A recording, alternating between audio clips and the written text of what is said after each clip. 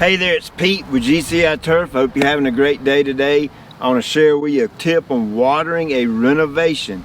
Now what a renovation is when you smoke off what you have and you either replace it with a different type of grass or a newer variety of grass, whatever it may be, bluegrass, fescue, rye, Bermuda, whatever the grass is. That's my definition of a full-blown renovation. You get the area back down to bare dirt, level it, grade it, apply the seed, overseed the entire area, and then you begin your watering process. Now, why would you ever want to renovate? The reason I renovated here is for one reason alone, and that was to change grass types. We had crap out here before. I've done a complete overhaul of it, installed irrigation, compost, grading, laser grading. I'm trying to get it as perfect as I can get it. And we went from common Bermuda, which I hooked it up really good, smoked it off.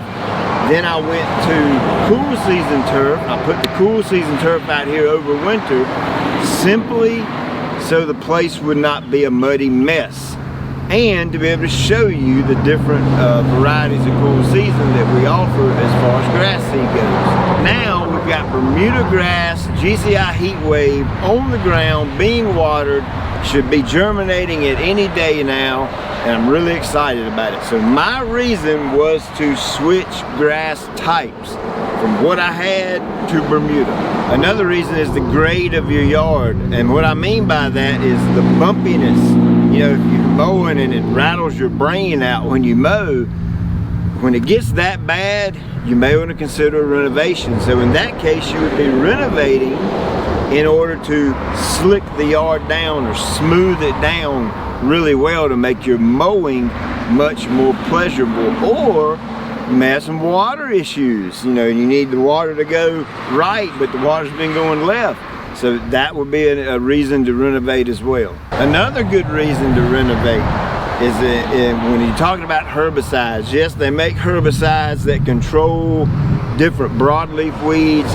Typically that's the easy part, but when you get into grassy type weeds, they may not make a selective herbicide to control, meaning it'll control that particular grass weed but will not harm the desired grass. So when that ratio is off and it's going to cost way more to try to selectively control, you may want to consider a renovation, full-blown smoke off, kill it off, and start over from scratch. And I've written a guide. It's a cool season guide. I don't have the Bermuda renovation yet. I'm working on it. It'll be ready for next year. But I do have a cool season guide. So that guide is step by step by step. It tells you exactly what to do, when to do, the whole 9 yards. Just kind of holds your hand through the whole process. It'll be your Bible for your lawn renovation. I'm gonna link that up in the description. It's there if you want it. You can check it out. Now let me throw a disclaimer in there. That does not mean everybody and their brother needs to do a renovation. That's not what it means, okay? I don't want you to be confused. This is a very select few people out of all the people that would watch me. The majority of people you watch, you have a great yard already. You don't need to renovate unless you want a different grass type, or unless you need to change the grade or slope or whatever. But if you're simply looking to get rid of a handful of weeds, I mean, that's in the cool season lawn care program. That's a little bit easier. Things like getting rid of a lot of Bermuda grass in a yard full of Dallas grass, stuff like that, yeah, you may want to consider a renovation. But if you're dialed into lawn care, you probably know what I'm talking about, and you don't want to just go out and, Pete's got a renovation guide, let's kill a yard, start over. That's not what I'm saying. It's that this is directed to a few select folks. So here's my trick on watering. What I've done is I've come out here and I've set my zones up for 5 minutes per zone. Okay, they're running 5 minutes per zone, and I'm keeping an eye out on it. I'm out, it's 5 zones, so I've been out here for 25 minutes. The last zone is running, and I'm watching for puddling water. I just fixed this spot right here, and it looks great. The water's no longer standing there. But I'm looking out here and I'm looking for puddling water. When I begin to see puddling water, I go back to my timer and I look and see how many minutes have run. Now, here's the thing.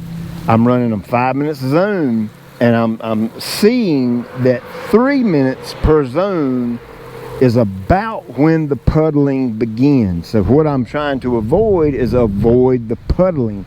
I don't want puddling and water running. Grass seed is lightweight, doesn't weigh hardly anything, so it will float in the water and float off, especially when you have a yard that's graded as closely as this one has. So I do not want anything running. So I feel like my magic number is going to be a 3 minutes, and then what I'll do is it's ran through, and I'm going to go inside and help my wife for a minute get organized a little bit better, and I'm going to come out here about every 20 minutes or so, and I'm going to look at the ground, and when I start to see the ground barely dry up, when I see a little bit of dryness, that's when I'm going to run it again for another 3 minutes per zone. And then I'm going to go back in there for another 20 or 30 minutes. And I'm going to spend my day studying this area and watching what the water does. The water will tell you everything you need to know if you will listen to it. So the single main most important thing is watering when you're dealing with grass seed, whether it be a renovation, whether it be overseeding, whether it be spot seeding, whether it be putting a handful of seed down in the spring. Regardless of what it is, if grass seed is involved, watering is my #1 concern. So a little disclaimer, if you want to do a renovation but you don't have time to water, you don't have the means to water, you don't have a water source that will allow you to water, I wouldn't do it. At the end of the day, if you're not willing to put forth the time and the effort into the watering, don't buy the guide. I don't want you to buy it, because like I said, it's all about you having a nice yard, and there's certain things that must be done in order to get there. So now, how many times do you water during the course of a day? Well, I've got mine figured out. I've been out here all day. I've got mine set up at 8, 10, 12, 2, 4, and 6. So about every 2 hours, I'm running it for about 3 minutes a zone. Now, here you go. Look, you can't just come take your irrigation system and say, oh, well, Pete said set it here, here, here, and hit the play button and let it happen. It don't work that easy. I have some of the highest quality compost that you can get as a top dressing out here that holds moisture very well. So mine may last a little longer. I don't know what kind of dirt you have. I don't know what compost you use. I don't know what dirt's already there. There's no doubt in my mind your dirt's probably different than mine, so it's going to hold and retain moisture differently than mine does. Next thing is, what kind of irrigation system do you have? Are you setting a sprinkler out there, like a big sprinkler, and letting it go around and moving it from place to place? Or do you have a full-blown in-ground irrigation system like this? Now, I went well above and beyond on my coverage, so I typically shouldn't have to run it as long as, say, the guy down the street who may have poor coverage. And if you're doing it and it's a little bit warmer, a little bit hotter, guess what? That means more water, because water evaporates. The sun dries the ground out, right? If you're in a cooler area, or you're doing a little later in the year, it may be less water because the ground stays moist longer because it's not as hot. So at the end of the day, keep the seed moist. Moist. Not sopping wet. Moist. There is a difference. It's just like there's a difference between right and wrong. There is a difference between moist and soupy wet. That's where that little cat and mouse game comes in. You gotta play a little chess with it, right? It's kind of like a little game, you against the elements. And you got to kind of come out here and look at it, study it, and that kind of thing, and then draw your plan out for how you want to water your renovation. Now, how does weather play into a factor? The weather has everything to do with it. Everything. We're growing turf outside in an environment that changes, you know, all the time. So if you go through a little rainy spell, obviously you don't have to water, right? If you go through a dry spell and it's really dry, you may have to water a little bit more. At the end of the day, keep the seed moist. Our fescue germinates in about 5 days when you keep it good and moist. Bluegrass, I've seen it come up in about 7 days, the blue heat. And this right here, the Bermuda, this is day number 2. And I've already got emails from folks that have bought the grass seed. They had germination in 5 days. So I'm gonna keep this moist because I want to see it come up 5 days. So if you want to see that, subscribe to the channel. We'll do an update and I'll show you the second this stuff comes up, and we'll make a video and show you, and it won't be long, we'll be mowing this rascal.